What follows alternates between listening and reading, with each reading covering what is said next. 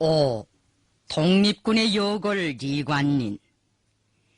화성의숙을 중퇴하고 무송에 돌아와 보니 이전처럼 집으로 찾아오는 독립운동자들이 많지 않았다.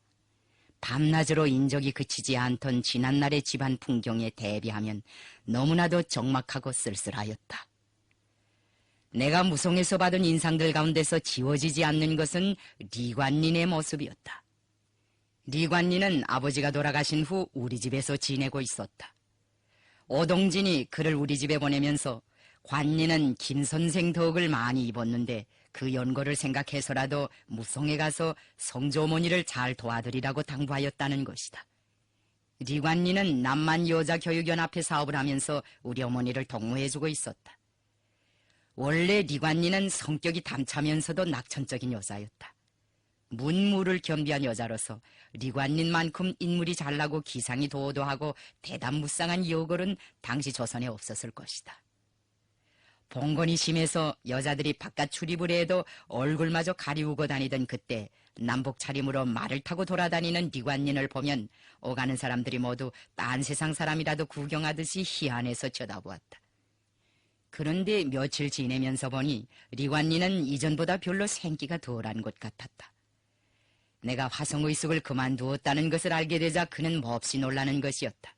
생각이 있어도 마음대로 가지 못해 다들 안다라 하는 군관학교를 단념해버렸으니 그럴 수밖에 없었다. 그러나 의숙을 중퇴하게 된 이유와 전말을 듣고서는 영단을 잘 내렸다고 하면서 길림으로 가려는 나의 결심을 지지해주었다. 그러면서도 한편으로는 쓸쓸한 기색을 감추지 못하였다. 민족주의 계열의 학교를 부정하고 사상적으로 결별해버린 나의 행동이 그에게 충격을 준 모양이었다. 감수성이 예민한 리관리는 분명 그때 내 생활에서 일어난 변화를 목격하면서 독립군의 말로, 민족주의 말로를 더 심각하게 느낀 것 같았다. 어머니의 말을 들어봐도 그는 이전보다 많이 달라졌는데 요새는 더욱더 말수도구가 적어지고 조용해졌다는 것이었다. 처음에는 그저 그 나이의 미혼 여성들에게서 흔히 보게 되는 일종의 고민이 아니겠는가고도 생각하였다. 리관린의 그때 나이가 28살이었다. 14살이나 15살만 되어도 머리를 쪽지고 시집을 보내는 조혼의 시대였으므로 28살이라고 하면 다들 쇠서 못 쓰겠다고 고개를 내저을 때였다. 리관린과 같이 혼기를 놓쳐버린 노처녀들이 일생 문제 때문에 고민하는 것은 얼마든지 있을 수 있는 일이었다. 이런 일이 자주 되풀이되므로 나는 어느 날 그에게 그 사이 왜 그렇게 얼굴이 축하고 우울해졌는가고 물었다. 리관리는 한숨을 쉬면서 자꾸 나이는 드는데 만사가 신통치 않아서 그런다고 대답하였다.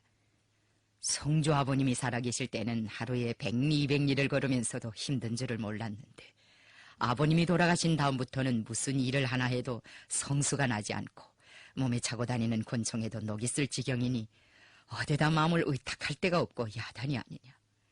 독립군이 아무래도 대사를 치르지 못할 것 같아. 지금 독립군의 형세가 말이 아니야.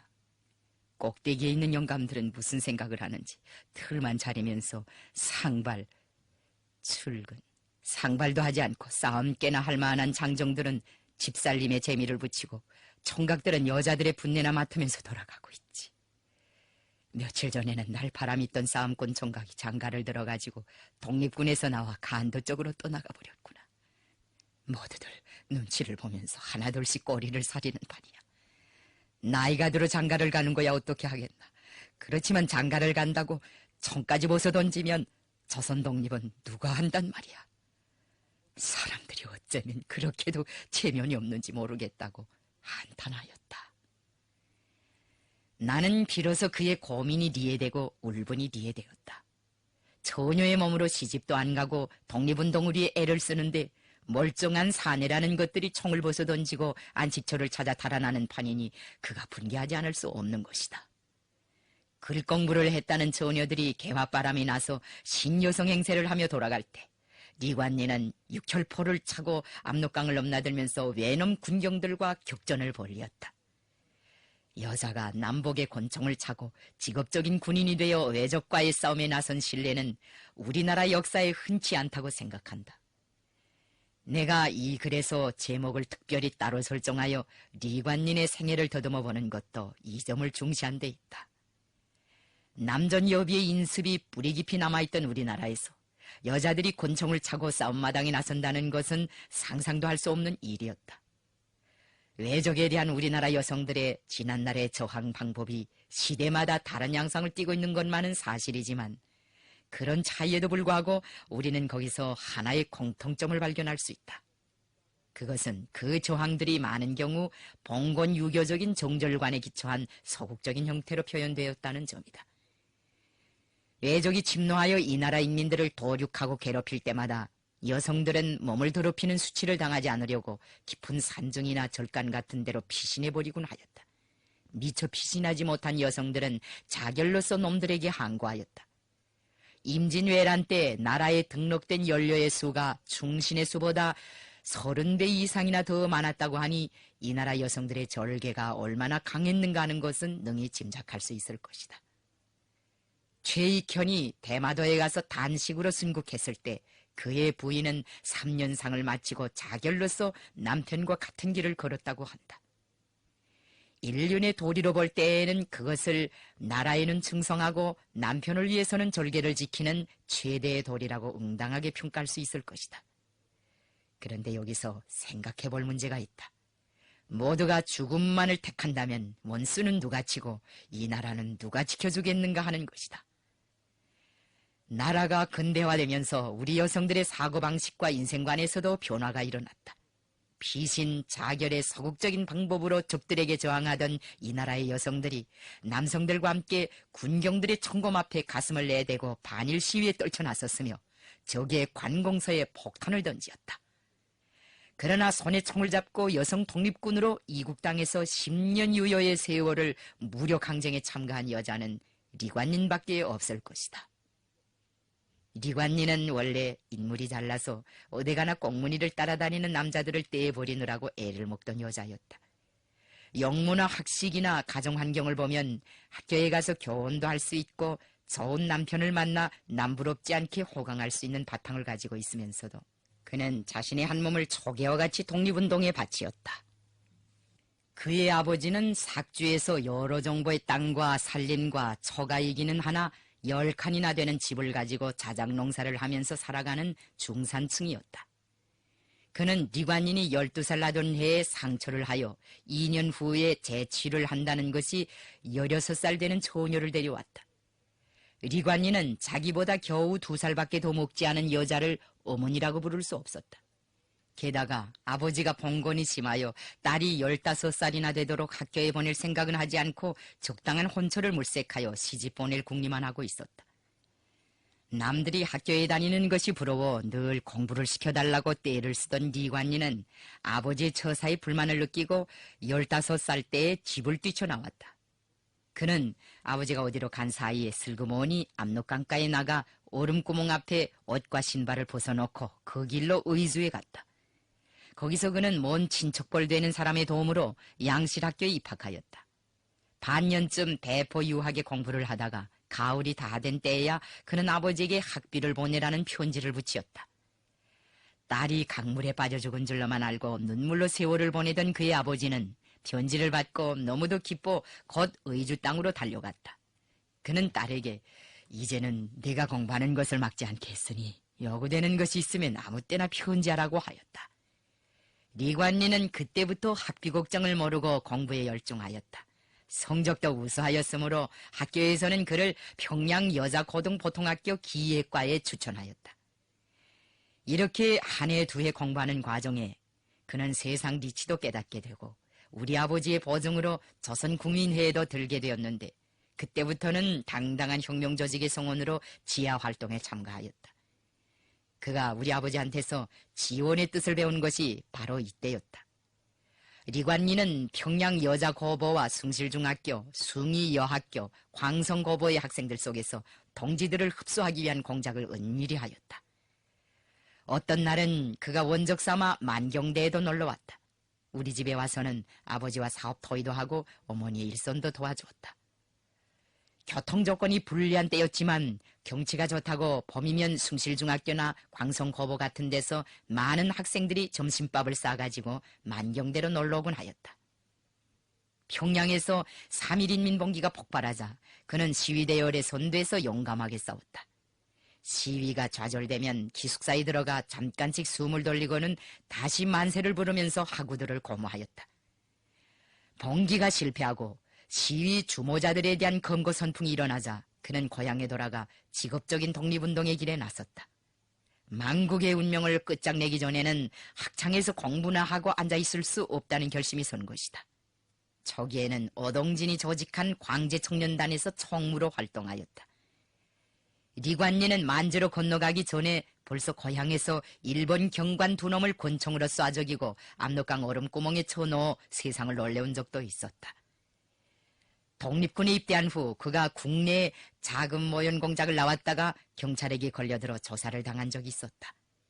리관린이 익어가는 보퉁이 속에 권총이 들어있었으므로 정황은 아주 위급하였다. 경찰은 그 보따리를 자꾸 풀라고 하였다. 리관리는 보따리를 푸는 척하다가 재빨리 권총을 뽑아들고 경찰을 수림 속에 끌고 들어가서 처단해버렸다. 국내에 모연 공작을 자주 다니다 나니 그는 로상에서 별의별 일을 다 겪었다.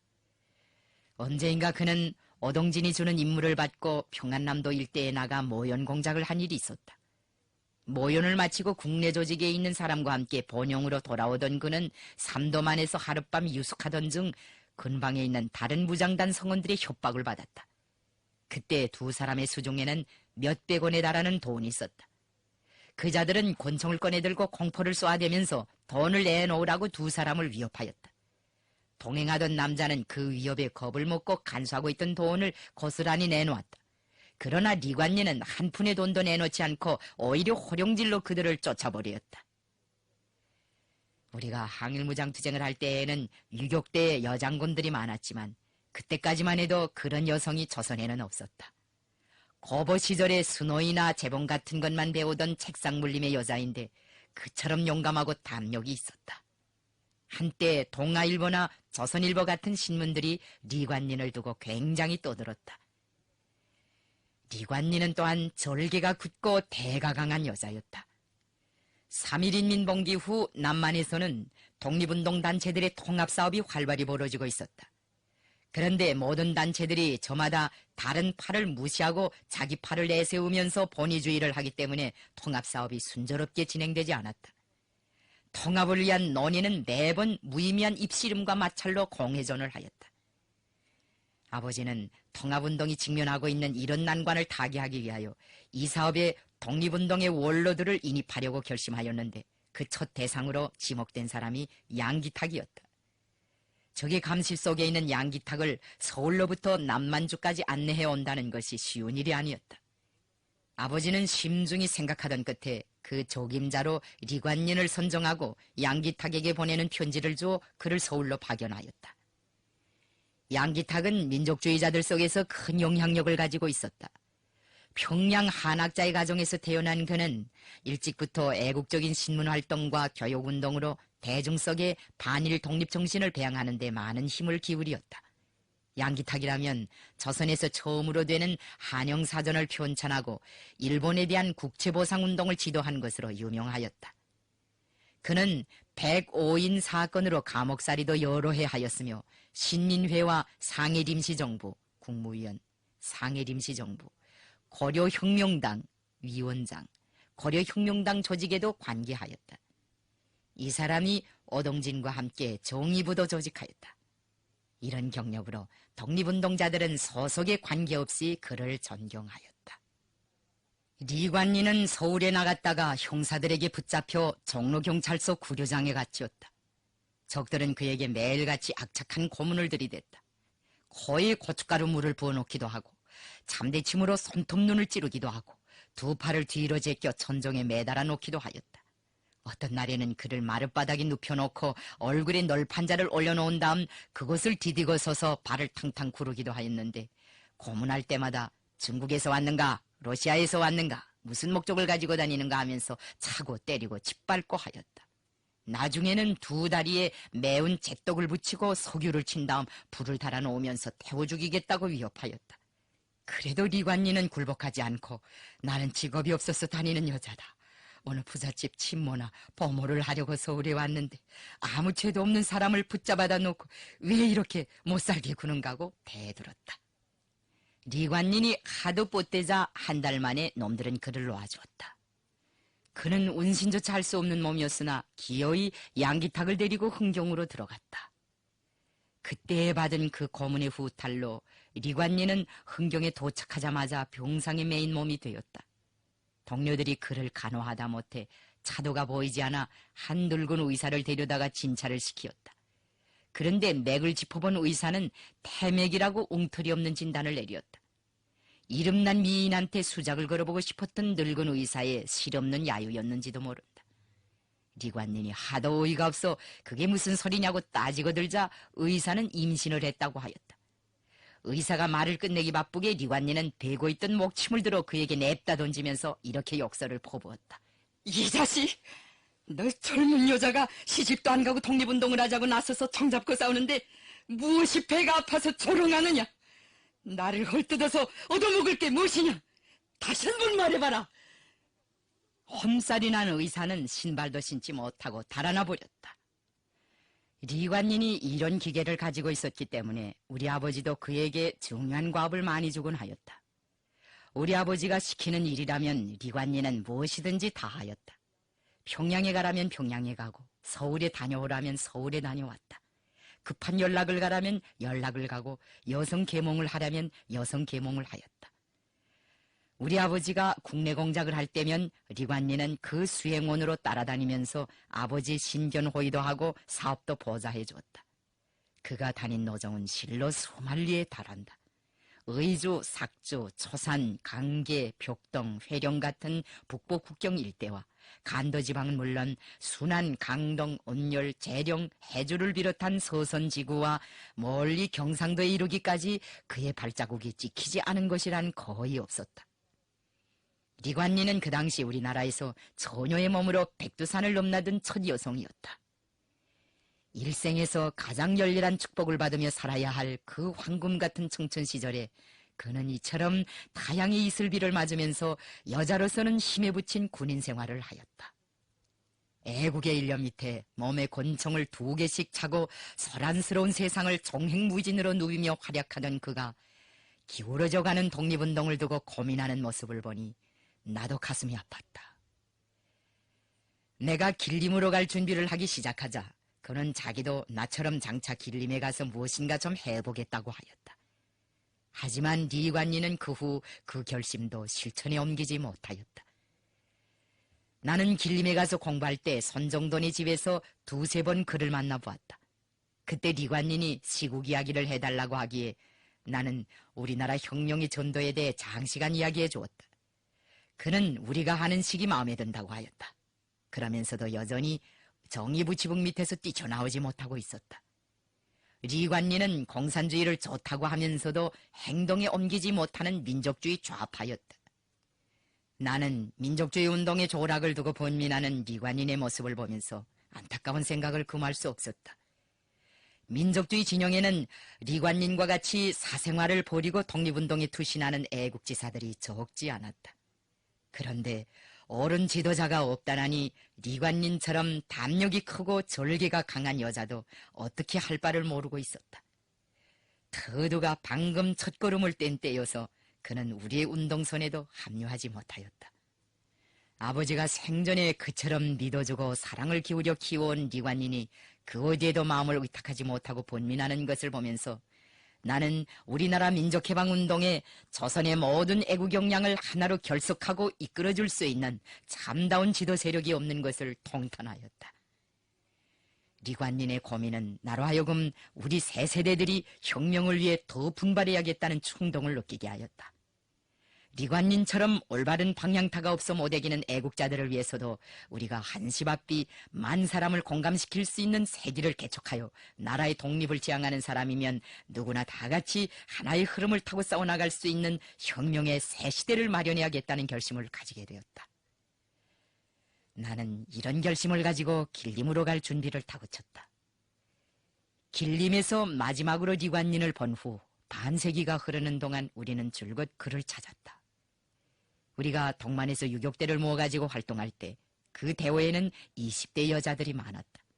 남성들과 꽃같은 기계와 투지를 가지고 민족해방사의 새장을 펼쳐나가는 그들의 용감한 모습을 볼 때마다 나는 독립군의 여걸 리관린을 생각하였다.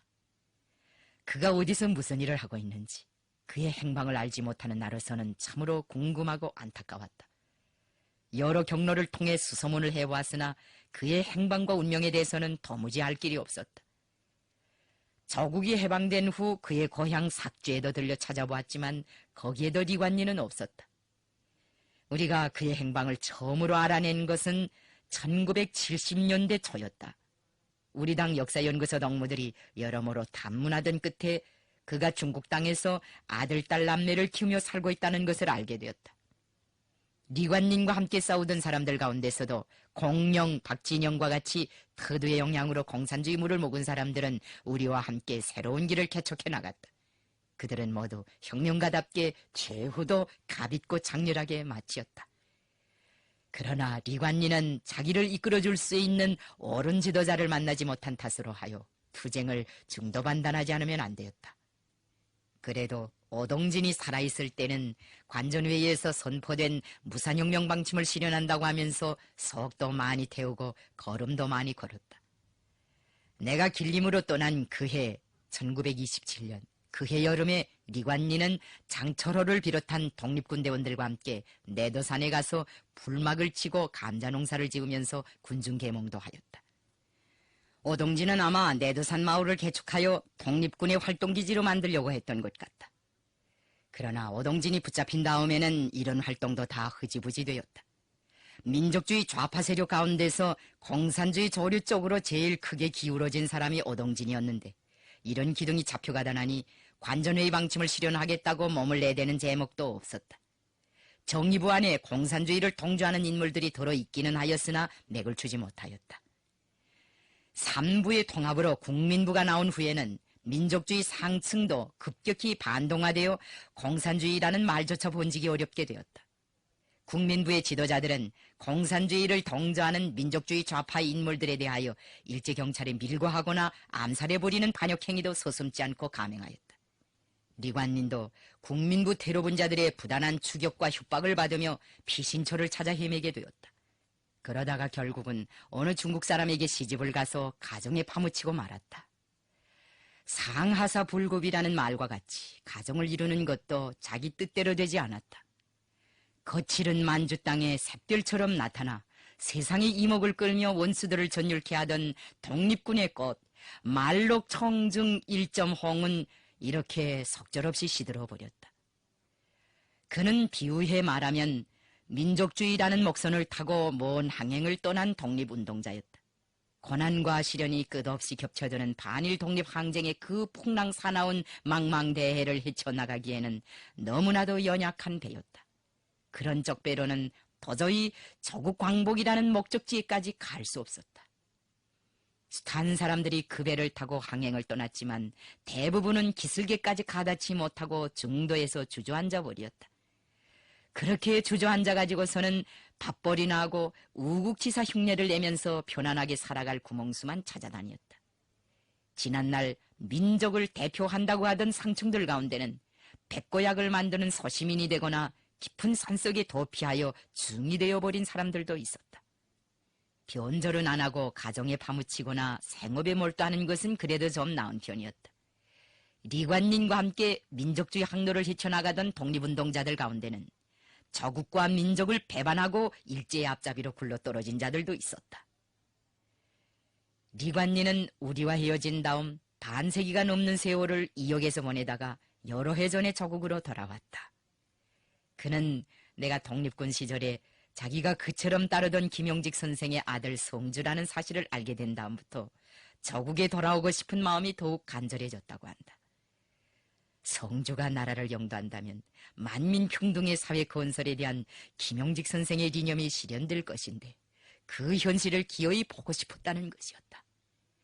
찬바람 부는 만주 광야에 발베개를 하고 누워서 밤하늘의 별을 바라볼 때마다 눈물을 지으며 끝없이 그려보던 나서자란 그 산천에 묻히고 싶었다는 것이었다.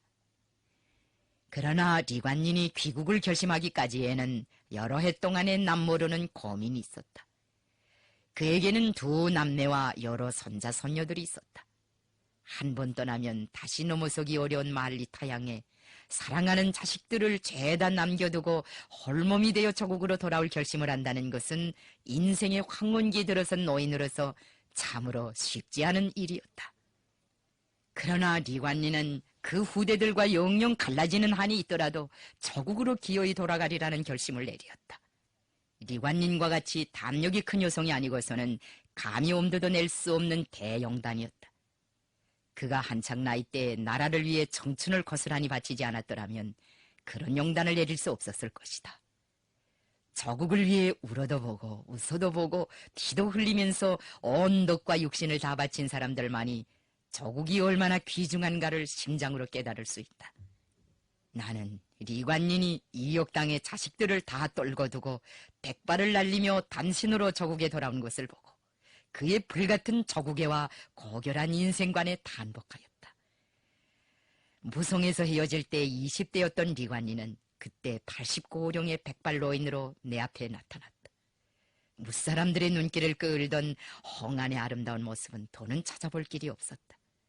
그렇게도 애를 태우며 찾을 때에는 소식이 감감하던 리관린이 머리에 흰 서리를 무겁게 이고 내 앞에 나타났을 때 나는 반세기 이상이나 우리를 갈라놓고 있던 그 무정한 세월을 두고 서글픈 감회에 잠기지 않을 수 없었다.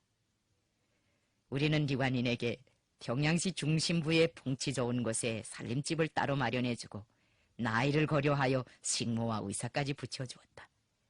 그 집은 처녀 시절에 그가 다니던 여고보 자리로부터 가까운 거리에 있었다. 김종일 조직 비서가 리관린의 심정을 헤아려서 그런 곳에 집을 잡아주었다. 김종일 비서는 그 집에 나가서 늙은이의 취미와 기호에 맞게 가구의 위치도 정해주고 조명과 난방 상태까지 다 보아주었다. 리관린은 몸이 불편했지만 그 집 앞마당에 토밭을 일구고 강냉이를 심었다. 내가 어린 시절에 강냉이를 무척 좋아했기에 자기 손으로 강냉이 음식을 만들어 대접하고 싶다는 것이었다. 반세기가 지난 때였지만 그가 내 식성까지 다 기억하고 있었다. 그는 무송에 있을 때에도 여름철에 풋강냉이를 사다가 뒷뜰락에서 내 동생들에게 구워주곤 하였다. 조국과 민족을 위해 바친 젊은 시절의 공적을 생각하여 우리는 그가 세상을 떠난 다음 장례도 잘 치루어주고 그의 유해를 애국열산응에 안장하였다.